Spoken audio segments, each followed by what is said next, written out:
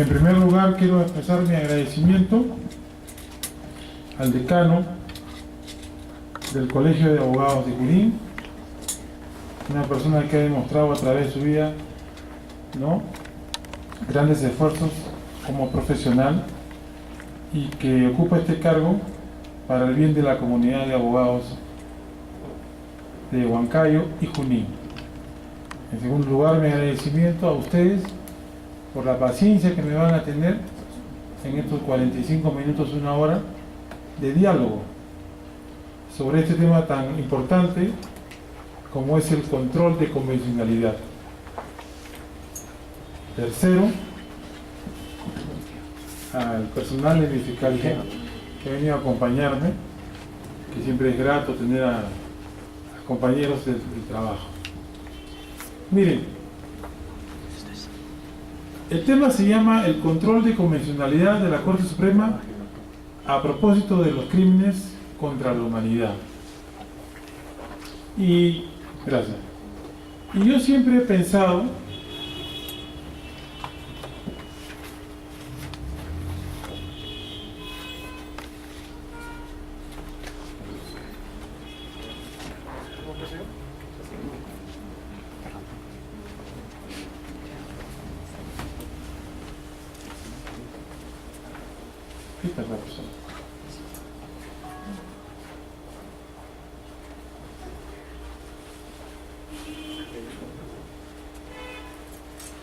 ya está. Siempre he pensado de que ese término de conferencia magistral en estos tiempos ya no es muy adecuado. Yo siempre he pensado de que tanto el ponente como el auditorio tienen que compartir ideas, preguntas, referencias, libros para enriquecer el tema que se aborda, ¿no? En ese sentido, yo creo que en 45 minutos, una hora, y si ustedes desean las preguntas, nos va a enriquecer mucho más. ¿Cómo nace la idea de un control de convencionalidad? ¿No? Nace a raíz de una invitación que recibí en diciembre del año pasado a España, exactamente a la ciudad de Cádiz, en España. Esa ciudad de Cádiz es famosa porque en el año 1812, ¿no?, se lanzó la primera constitución. Si ustedes pasean acá por Huancayo, está la Plaza Constitución y es en homenaje a esa constitución de 1812. Inclusive hubo en su momento celebraciones. Yo tengo una visión muy particular del derecho, como profesor de filosofía del derecho. Uno a veces dice el derecho es normas, conductas y valores, pero yo tengo la teoría de Guido Faso, ¿no?, en el sentido que el derecho es experiencia jurídica. O sea, lo que hacemos diariamente los abogados, los fiscales, los jueces y otros operadores de justicia es generar experiencia jurídica. Experiencia jurídica puede estar en la teoría del derecho, puede estar en la jurisprudencia, en los libros de doctrina, puede estar en diversos lugares.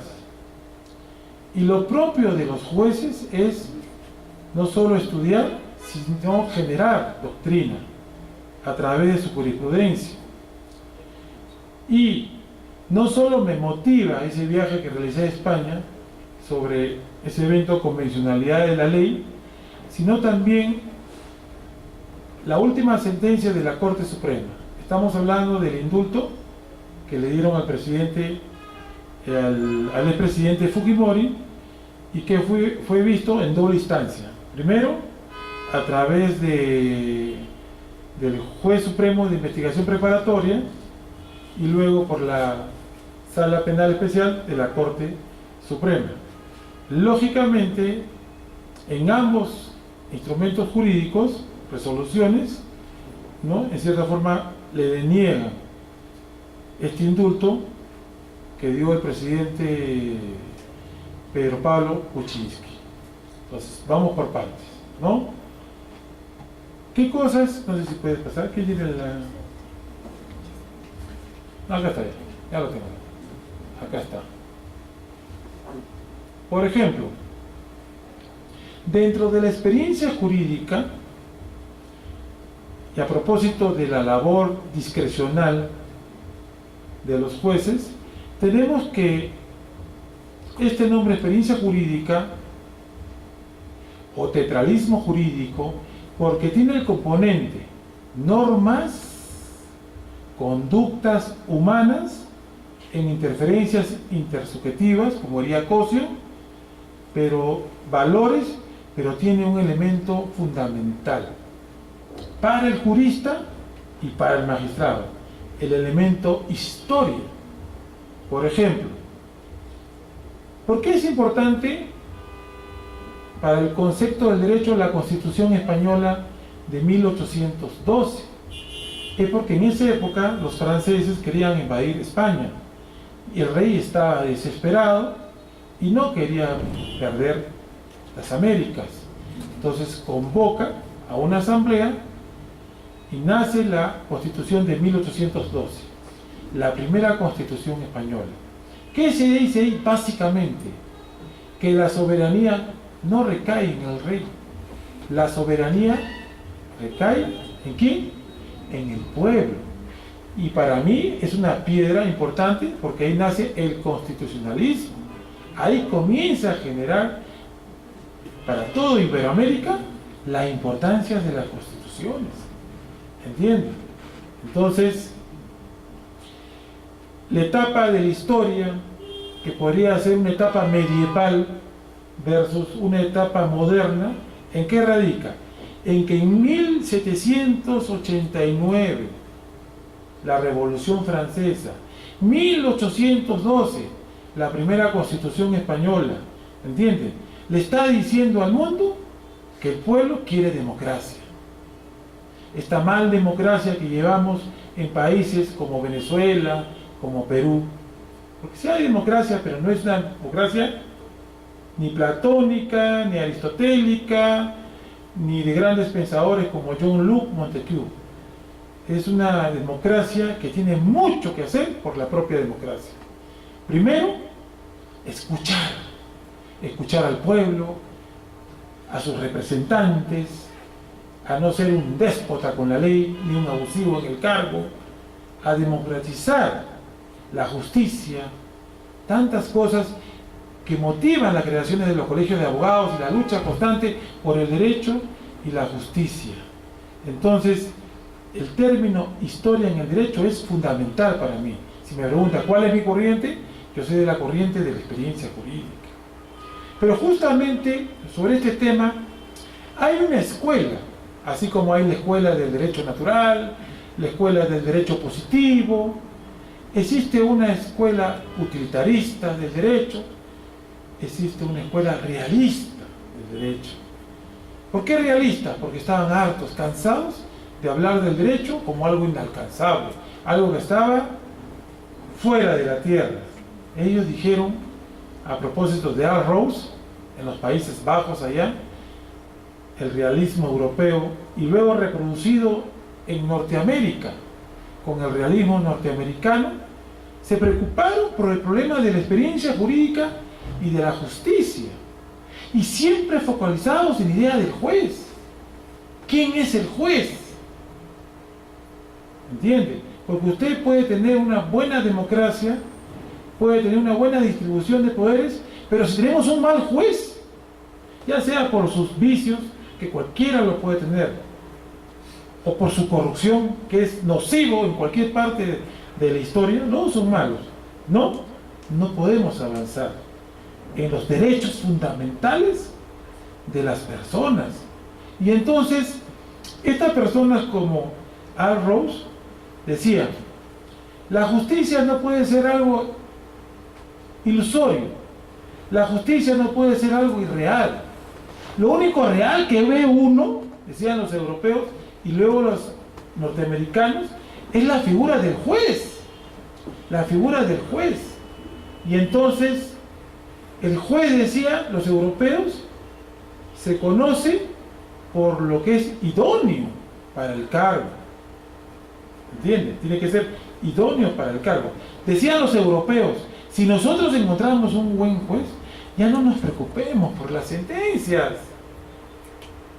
porque un juez bueno hace cosas buenas, un juez perverso hace cosas perversas. Era su filosofía de ellos, ¿entienden? Entonces, lo único que tenemos que hacer, y seguro será la preocupación de la Junta Nacional de Justicia, es encontrar, no a la manera de Diógenes que buscaba por Grecia a alguien justo, debe haber bastante gente justa, de repente tan injusto soy yo, buenos jueces para la República Peruana. ¿Correcto? ¿Cuál es la variante? Que cuando llega esta corriente realista del derecho a Norteamérica, ellos dijeron por el contrario, no basta encontrar al juez idóneo, hay que ver las sentencias. Hay que ver las sentencias. ¿Por qué? Porque uno es, en filosofía, lo que hace. Si tú mientes, eres mentiroso. Si tú robas, eres ladrón. O si dices o haces estupideces, eres estúpido. Entonces, esa lógica manejaban ellos. Y claro, yo no puedo saber cómo es una persona dentro de su cuerpo, de su alma, pero sí puedo ver a través de la sentencia. Y ahí nace la famosa jurisprudencia. ¿Entiendes? Que no lo agota aplicando la ley, sino lo agota interpretando la ley. ¿Entiendes? Entonces nace la importancia de la jurisprudencia. Porque querramos o no, el derecho penal peruano hace 10 o 15 años está cogiendo el tipo norteamericano. Tanto así que una de las grandes ambiciones de la Corte Suprema es ser predictible. Y lo único predictible hasta ahora de la Corte Suprema es que no es predictible. ¿Por qué? Porque hay tantas formas de pensar. ¿Correcto? Entonces, esta experiencia jurídica en Al Rose, ¿qué nos enseña? Ver la figura del juez y ver la jurisprudencia. Nosotros hemos visto, por ejemplo, en materia de derechos humanos, yo el año 2005, 2004 y 2003, estoy yendo para atrás, no, debería ser 3, 4 y 5, fui fiscal de derechos humanos acá en el departamento de Junín, ni tan grato porque fui amenazado de muerte, eso no es gracioso, ¿no? Pero, ¿qué entendí? Antes yo decía, con mi experiencia de fiscal contra el terrorismo en el año 96, más o menos, y luego mi experiencia como fiscal de derechos humanos en el año 2003, ¿entienden? Me di cuenta de que efectivamente las dos son nocivas para un Estado de Derecho. El terrorismo afecta vidas, afecta propiedad, afecta estabilidad, ¿sí o no?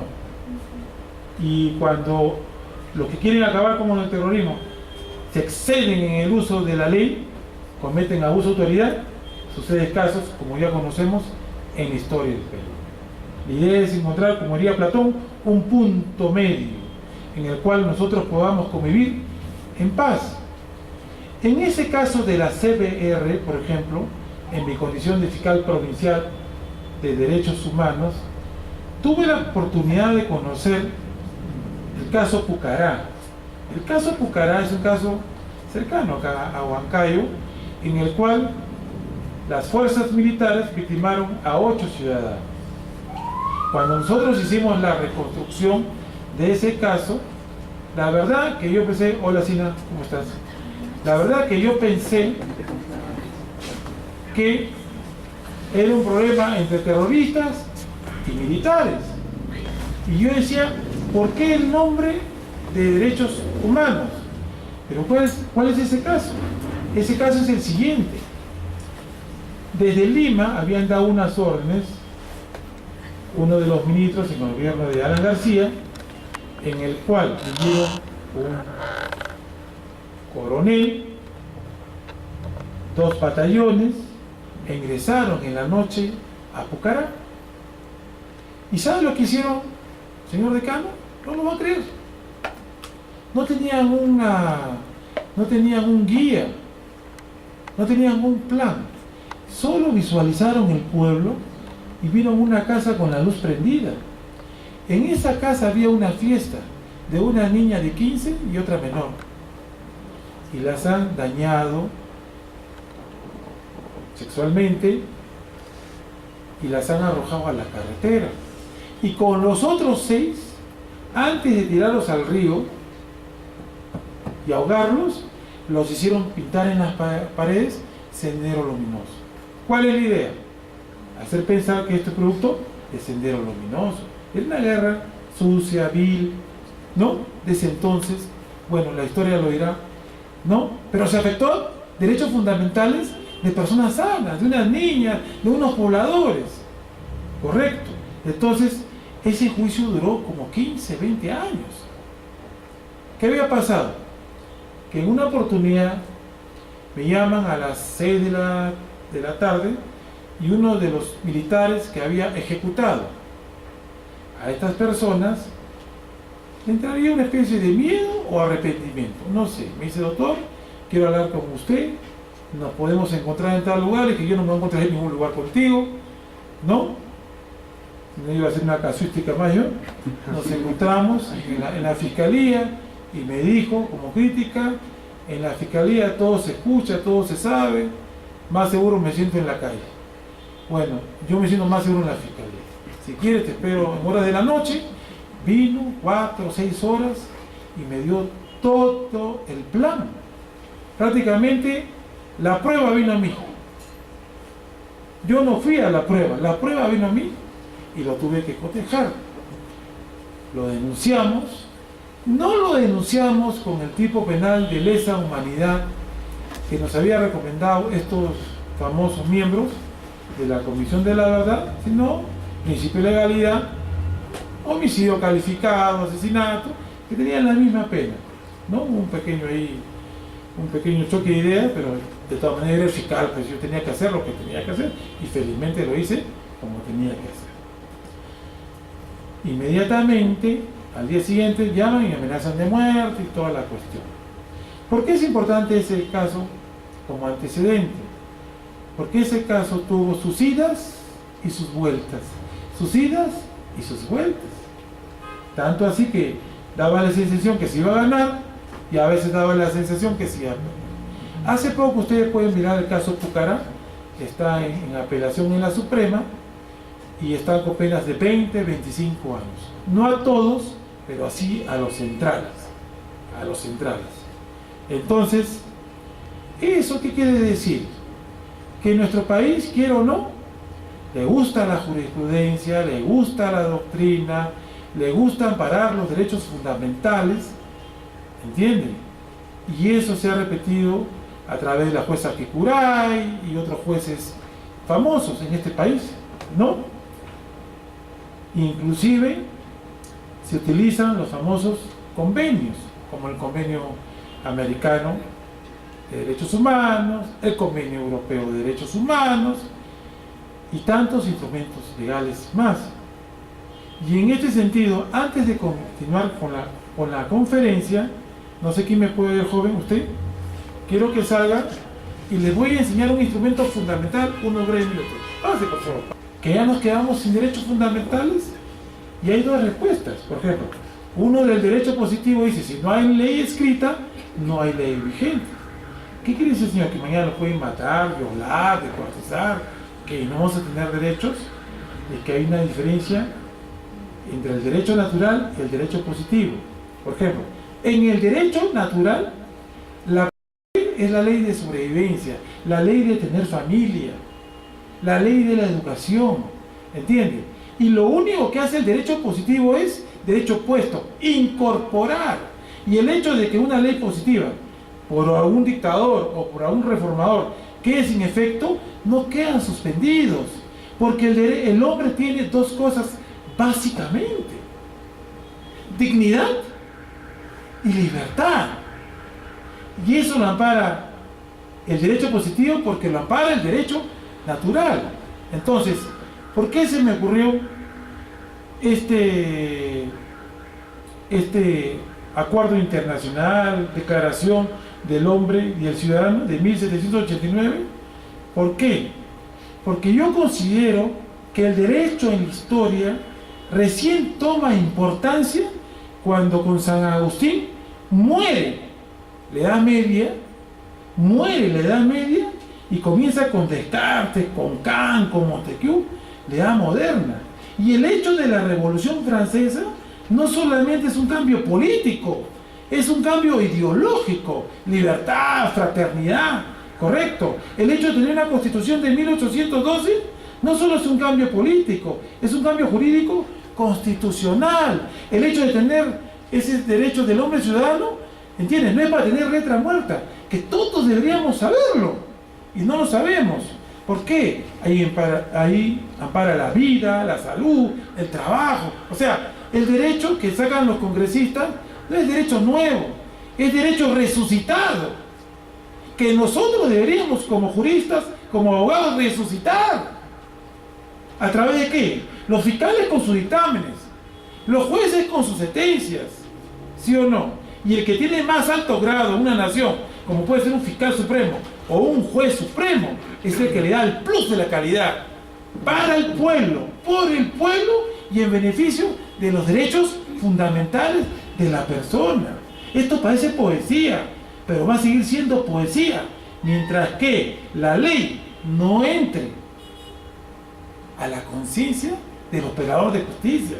Por eso podemos tener 1000 leyes, 1000 edificios, 50 millones de reformas, dinero, todo, pero si el juez y el fiscal sigue siendo el mismo, aquel que no quiere atender más de las 8:10, aquel que siempre anda ocupado, aquel que desprecia a la persona por su color, por su humildad, por esto, de nada va a servir pagarle 50.000 si ni siquiera tienen la calidad de un verdadero operador de justicia.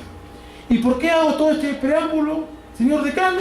Porque el Congreso Internacional, que va a escuchar voces locales e internacionales, ¿no?, es sobre derecho penal y procesal penal. Y derecho procesal penal simplemente viene a ser la manifestación del derecho mismo. Es la forma del derecho mismo. O sea, ¿cuál es el avance del derecho penal y procesal penal?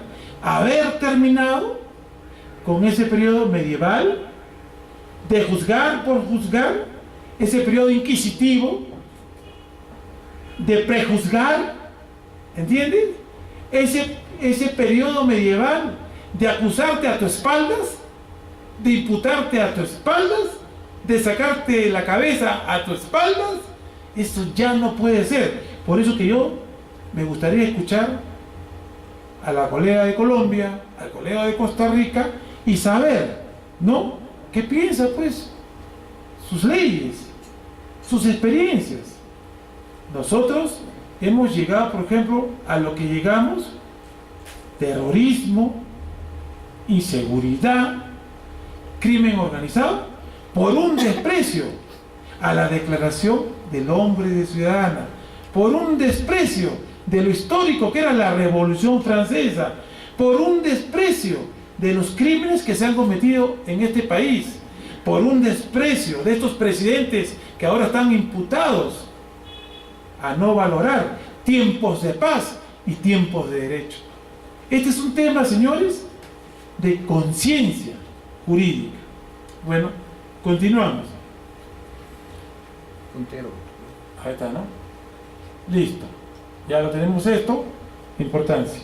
Ahora, miren,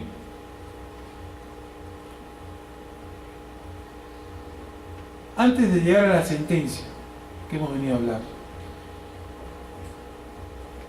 la Convención Americana da lugar a la Corte Internacional de Derechos Humanos, ¿correcto? O Interamericana de Derechos Humanos. La Convención Europea da lugar al Tribunal Europeo de Derechos Humanos. Los dos son importantes. Por ejemplo, la Convención Americana casi al borde de los años 80. Justo casi un año antes de la Constitución Política del Perú, el retorno a la democracia. ¿Y democracia para qué, no? Para derramarla en corrupción, en sinvergüencería, no en experiencia, no. Y en Europa, en el año 50. Y acá nos detenemos un momento, ¿no? Esas convenciones que protegen los derechos humanos. ¿Y qué son los derechos humanos? Son derechos fundamentales de la persona. ¿Y cuál es un derecho fundamental? Por ejemplo, para el caso peruano, los que están en el artículo 2 de la Constitución Política. Necesito vida, salud, trabajo, no sé, un mejor ambiente. Quiero expresar mis ideas, quiero votar, quiero elegir, quiero ser elegido. Quiero seguridad social, quiero verdad, quiero justicia. El artículo 3 de la Constitución. Correcto. Entonces, el hombre moderno no excluye derechos, como lo hacían en la época medieval. El hombre moderno incluye derechos, pero los derechos siempre serán declarativos, si es que la justicia, a través de sus operadores, no los toma en serio o simplemente los devalúa. ¿Entienden? Unas pequeñas diferencias que pueden haber. Por ejemplo, en la Corte Europea, 47 jueces. En la Corte Interamericana, un aproximado de 7 jueces. En la Corte Europea hay seriedad jurídica. Imagínense, supongamos, sale la propuesta en una terna para un italiano. El italiano gana, lo elige, pero mañana tiene que haber un caso en el cual está su país, Italia. A él no lo sacan. Él sigue en el cargo. ¿Por qué? Porque hay jueces italianos que han salido en contra de su país. Y uno podría decir, este es un antipatriota. No, es un profesional que le agradece a su país haberlo convocado, pero cuando él se pone su toga y es un juez internacional, él lo único que ve es la verdad, las pruebas, la evidencia. En el caso de nosotros, estos jueces son más políticos. ¿Y qué significa más políticos? Voy por aquí, voy por allá, voy por allá, voy por aquí. No tienen convicción, no tienen certeza, ¿correcto? O si es de una ideología, de todas maneras nubla su pensamiento jurídico. Por ejemplo, en Europa, cuando sale una sentencia, hay un comité de ministros que supervigila y que se dé cumplimiento de esa sentencia. En el lado americano, ¿qué sucede? El caso de Venezuela, no quiero, pues. Oye, pero tú firmaste. Sí, pero no quiero, pues. Voy a denunciar el convenio. ¿Entiendes? Acá sacan la vuelta, o sea, no quieren cumplir con lo que los jueces han decidido hacer. ¿Entiendes? Entonces, esas pequeñas diferencias que hay entre uno y el otro. Sigamos. En la Corte Interamericana, si quiere un país lo integra o si quiere se retira. En la Corte Europea, por el hecho de ser país europeo, salvo Turquía, integra y acepta las decisiones de esa corte, de ese tribunal. Y hemos dicho, por ejemplo, que la selección de los miembros es difícil. ¿Cuál es el recorrido que se sigue más o menos? En la Corte Europea está el sistema. De ahí sale la Comisión Europea. De ahí sale la Corte Europea de Derechos Humanos y ahí su controlador, Comité de Ministros del Consejo de Europa. ¿Qué sucede en América? Sistema interamericano da lugar a que se cree la Comisión Interamericana de Derechos Humanos y luego la Corte Interamericana de Derechos Humanos. Pero la pregunta es, los europeos están protegidos por su comité. ¿Y quién nos protege a nosotros? De las decisiones. Y aquí viene del tema que estamos tratando, pues. El control de convencionalidad. Convencionalidad viene del nombre convención de la Corte Suprema. Aquellos casos que ha llegado a la Corte Suprema y aplican la convención. La convencionalidad, no es un término que se use en Europa. La convencionalidad solamente es un término que se utiliza en América Latina. ¿Correcto? Nada más. ¿Y qué significa?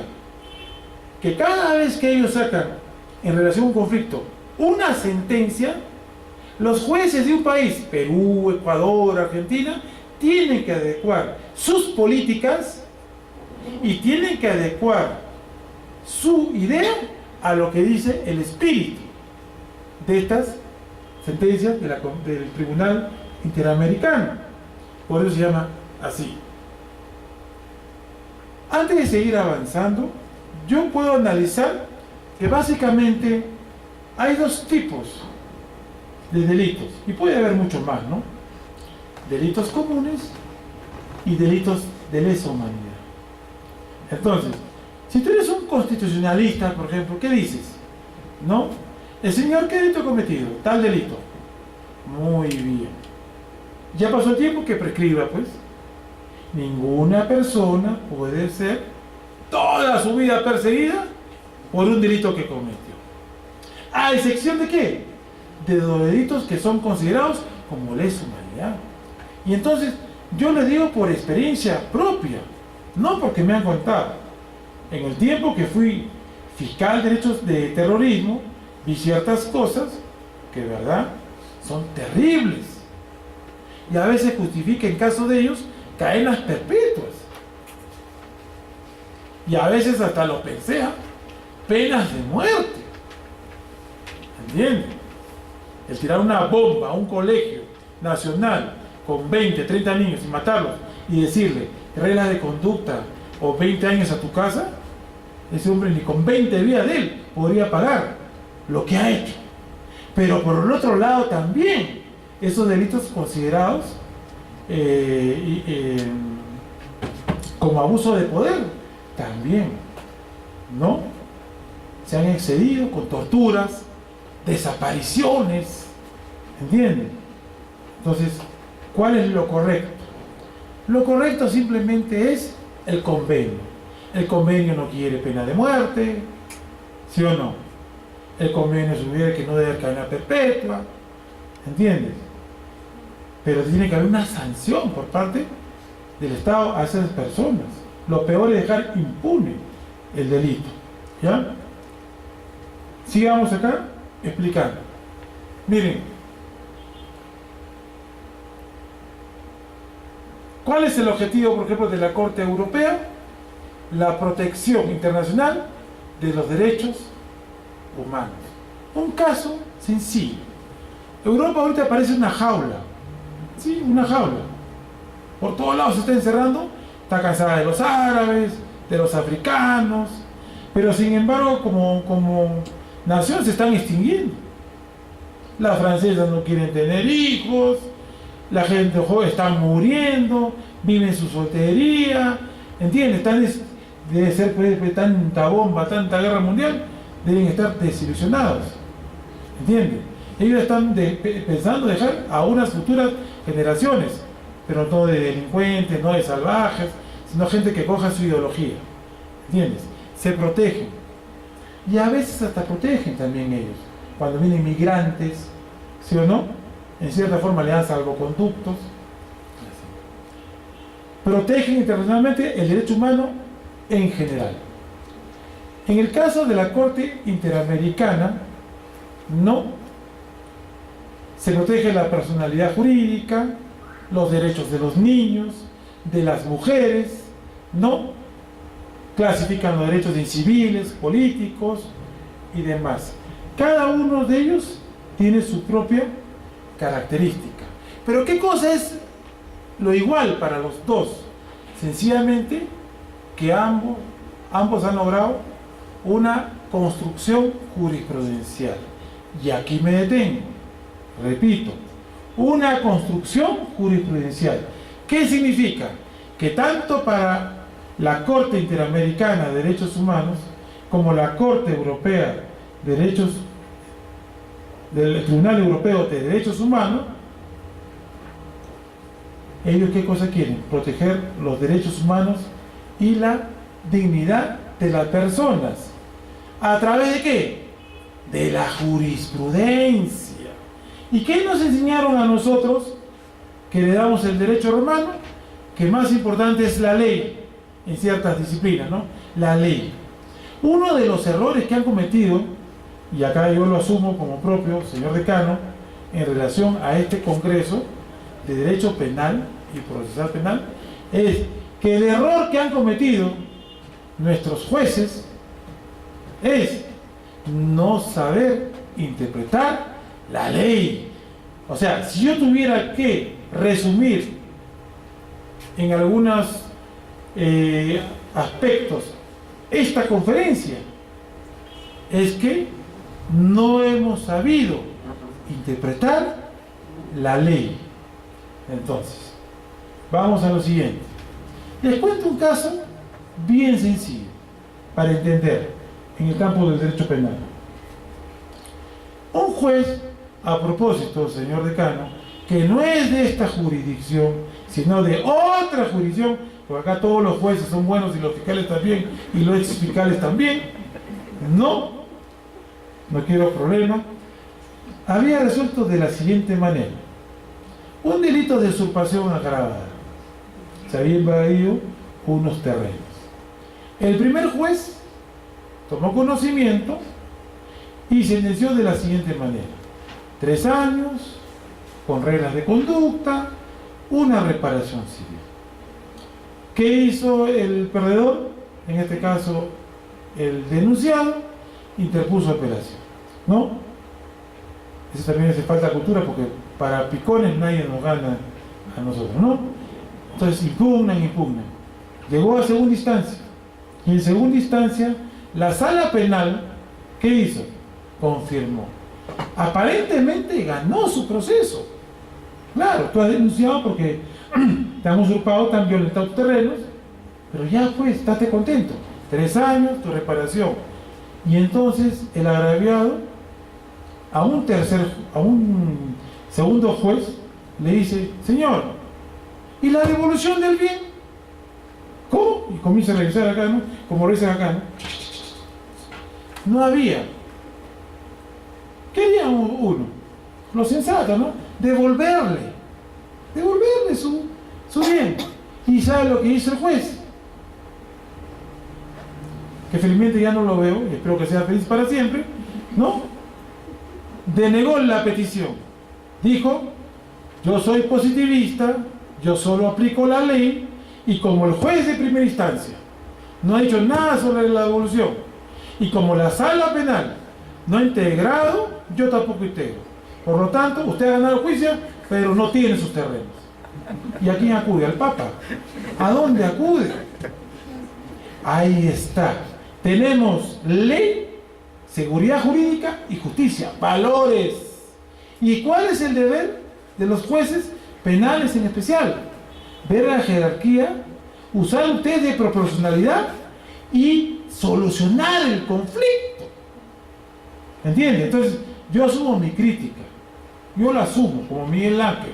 Creo que el error que hemos cometido, en este caso, los jueces no han interpretado la ley, y eso ocasiona que tengan un punto o 2 puntos en la opinión popular durante casi 150 años.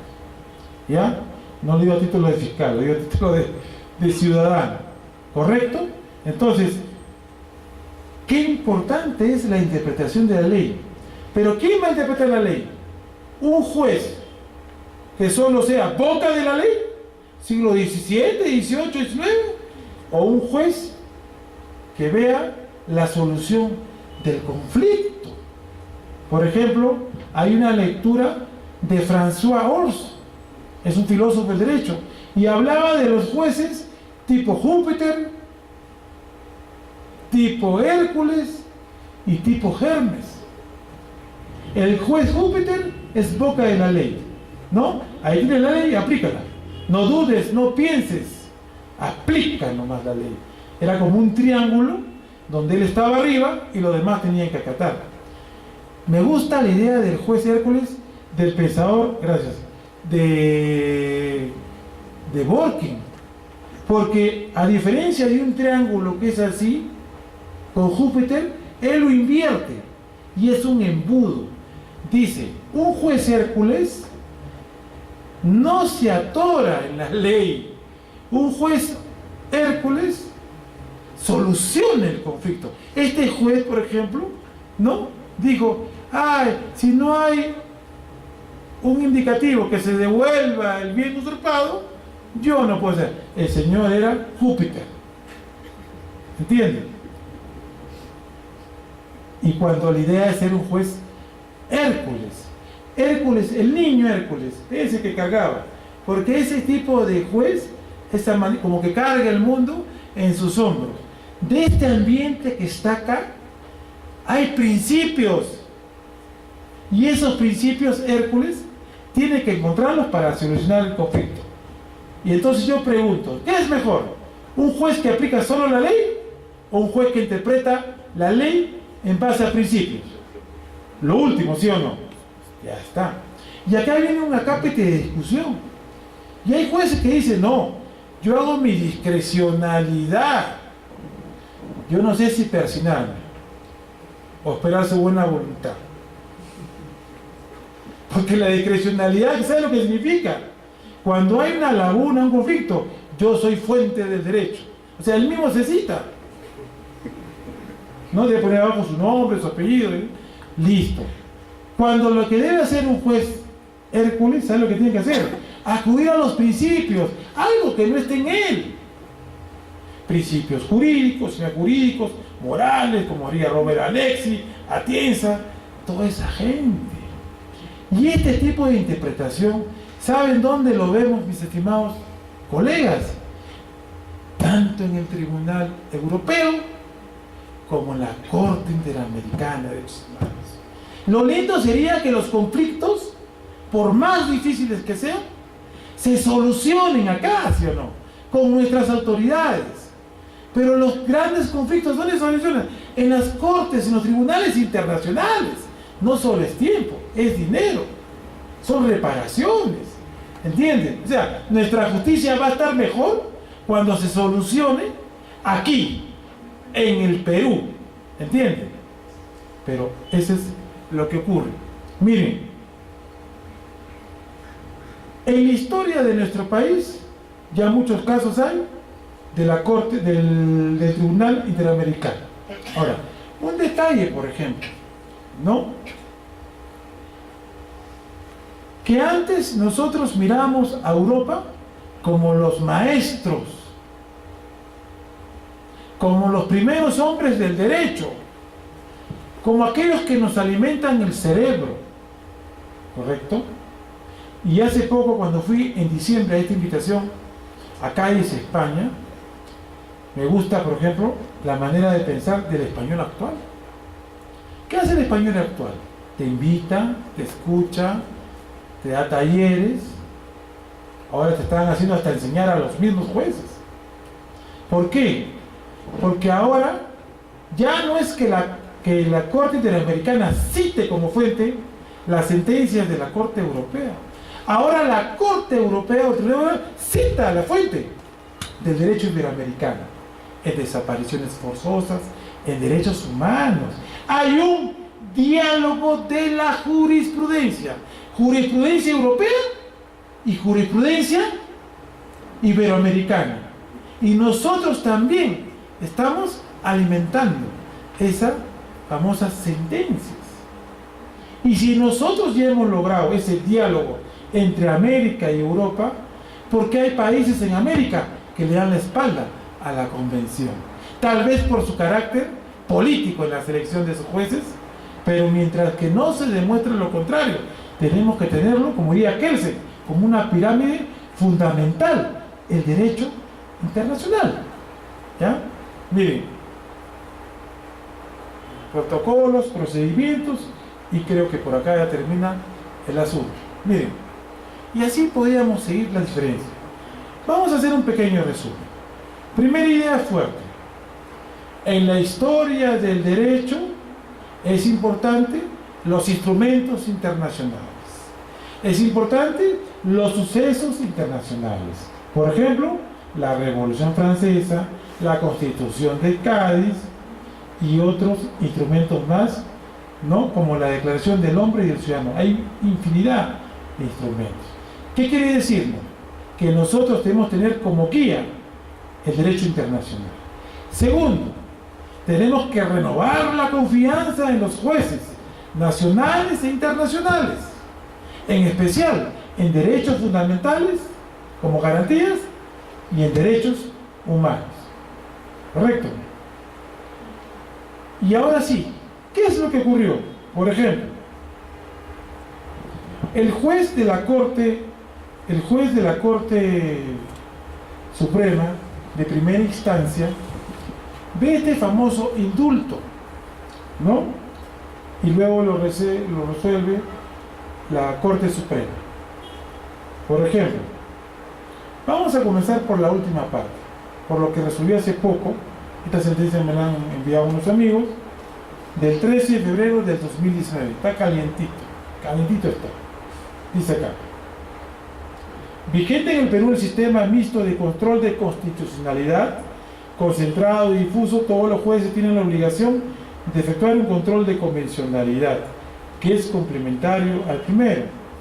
La ratificación por el Estado peruano de la Convención Americana de Derechos Humanos. Entonces, vamos a tratar de entenderlo. ¿Cuáles los hechos? Decían los romanos: dame los hechos y te daré el derecho. ¿Estamos o no? Ya está. El hecho es que hasta hace poco el expresidente de la República, conocido como PPK, no dio un indulto al expresidente de la República, Fujimori. ¿Correcto? Esa persona ya está sentenciada, ¿sí o no? Ya es cosa juzgada. Solo cabe su ejecución, que cabe la menor duda. ¿Qué sentido tendría una sentencia ejemplar sin una ejecución ejemplar? Miren, por ejemplo, yo tengo mi idea de la sanción. Por ejemplo, el castigo no es malo, porque nosotros siempre somos perdonavidas, ¿no? Somos bien sentimentales, somos latinoamericanos. Alguien nos llora y ya no llores, ¿no? Una cosa es un lamento, una pena, y otra cosa son delitos, y otra cosa son delitos de lesa humanidad. ¿Entienden? O sea, por ejemplo, cuando uno habla de los contratos, ¿no? Un contrato, de acuerdo a los tratadistas, ¿qué busca? El consentimiento, ¿sí o no? El acuerdo de dos o más personas, ¿no? Pero ¿cuál es la moralidad de los contratos?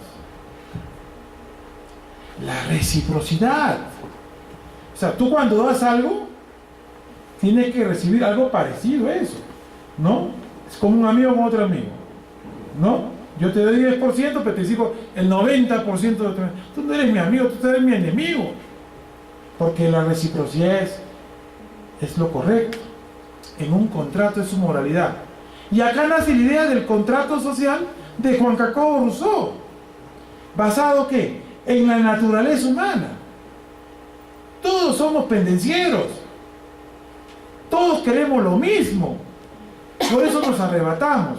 Y entonces, ¿qué decía Rousseau en su contrato social? Tú cedes un poco tu derecho, tú pones un poco tu derecho, todos hacemos y creamos eso llamado Estado. Le hemos entregado al Estado a una persona no para que se agarren el Estado, sino para que devuelvan con justicia, con políticas. El contrato es importante. Y en el contrato en materia de justicia significa, señores jueces, hay delitos menos graves y hay delitos muy graves, y ustedes tienen que ser con objetividad. No solo sancionar, sino cumplir la ejecución. ¿Me entienden? Entonces, cuando uno ve, y lo dice el juez de primera instancia, esto primeramente se le critica dos aspectos, señora decana. Primero, el trámite, dice. El trámite fue viciado, no fue con los médicos indicados, ¿sí o no? Y el otro, ir contra la Convención Americana derechos humanos. O sea, yo creo que una fortaleza de la primera sentencia del juez supremo, ¿cuál es? Acudir a la convención. ¿Cuál es el espíritu de la convención? No le veo la fortaleza de estar preguntando si realmente estaba enfermo o no estaba enfermo. ¿Por qué? Porque existe un principio que se llama de humanidad, que emplean mucho los jueces. Humanidad no significa te olvidas del delito y entras a tu casa a seguir viviendo. No, humanidad sigue viviendo en la cárcel con la dignidad que te corresponde hasta últimos días si has cometido un delito grave. Que no te falte un médico, que no te falte alimento, que no te estén torturando. ¿Entiendes? Acá ha sido malinterpretado. ¿Entiendes? O sea, la primera sentencia me parece positiva porque dice, se está atacando la Convención Americana. ¿Qué es lo que dice la jurisprudencia de la Convención Americana?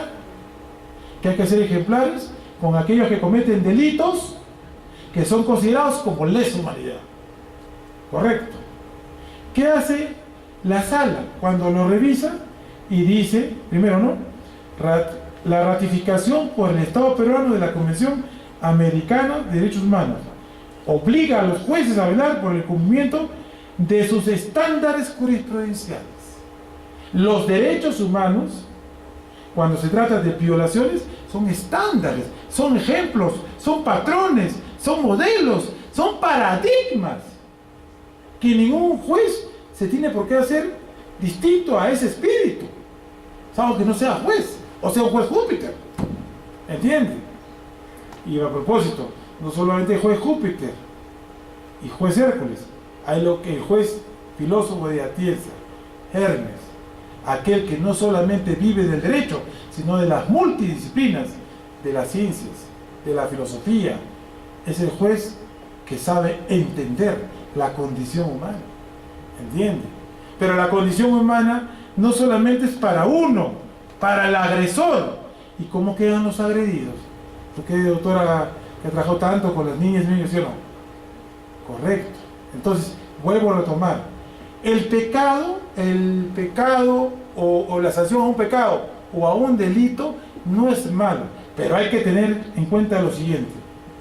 Y para no ser grosero, mejor muestro esto. ¿Ya? No quiero poner las manos. Esto es, por ejemplo, como una vara. Si tú una persona, por ejemplo, a un robagallina, le pones la condena de un cuello blanco, ¿qué va a pasar con esta persona? ¿Sabes cómo malogras tú a la sociedad? Creas un resentido social. No hay peor situación, condición humana, que ser una persona resentida, que odia al sistema, todo lo odia, ¿entiendes? Pero si tú a una persona que ha cometido un gran delito, correcto, lo castigas no con una pena ejemplar, sino por lo que le podría corresponder a un robagallinas, ¿sabes lo que estás volviendo o no? Un cara dura, un sinvergüenza, ¿entiendes? Entonces, lo importante es la sanción. Y entonces uno dice, doctor Villalobos, ¿usted no cree que usted es una persona que es muy extrema? ¿Por qué no darle un indulto a una persona? Puede estar vieja, tuberculosa, ¿entiende? Puede ser. El indulto en sí no es malo, porque esta es una atribución que está en la Constitución del Estado. Pero a la luz de la Constitución, a la luz de los convenios internacionales, tiene que ser razonado, no producto de una componente política para que alguien se quede en el puesto. Eso es vicio, eso es nulo. Y eso es lo que dice tanto el juez supremo en la investigación preparatoria de la Corte Suprema, como lo dice también la Sala Penal, que confirma la nulidad de ese indulto. Nosotros lo que tenemos que evaluar como abogados, ¿qué cosa es? Las instituciones procesales, que es el tema de esto. ¿De qué me sirve la prisión preventiva? ¿Acaso es una metralleta para matar a todo el mundo y meterlo a la cárcel? Tiene que ser razonado. Ahí están la casación de Moquegua, la casación de Arequipa, ¿sí o no? O sea, toda medida debe ser justa y tiene que ser ponderada, ¿entiende? Si tal vez el Señor lo hubiera hecho en otro momento, quién sabe, hasta hubiese procedido el indulto. Pero como se ha demostrado en las sentencias, es producto de una componente para quedarse en el cargo, por lo tanto es nulo. Pero vámonos un poquito más, ¿ya? Supongamos que realmente merezca un indulto humanitario, por razones de salud. ¿Cómo queda la Convención Americana? ¿Quién va a cumplir la Convención Americana? ¿Entienden? Y no van a decir, doctor Villalobos, caviar, no tengo nada de esas cosas. ¿Ya? Máximo soy chalaco y punto. Miren, ¿cuál es la idea de tener una Convención Americana? Una orientación, una guía para aquellos jueces que entiendan el valor de los derechos fundamentales. Eso es sumamente importante. ¿Para qué es también importante la Convención Americana? Para crear un criterio uniforme en materia de derechos humanos. ¿Entienden? En todo caso, el que debió resolver esto no debió haber sido la justicia peruana. Acá han toreado. El que tenía que haber resuelto este asunto era la misma Corte Interamericana y decir, punto 1 en la sentencia tal, punto 2 en la sentencia. Hacemos un silogismo aristotélico, por lo tanto, es esto. Se lo devolvieron a los peruanos, ¿no? Y los peruanos lo único que les quedó, como suscriptores del convenio, como país que pertenece a ese convenio, simplemente decir, esto no va más. Para culminar, para no seguir agotándolos, y la parte más interesante, la de las preguntas y el conversatorio con ustedes. ¿Qué debemos hacer nosotros como operadores de justicia? ¿Solo cumplir la ley o acudir a los principios? Acudir a los principios.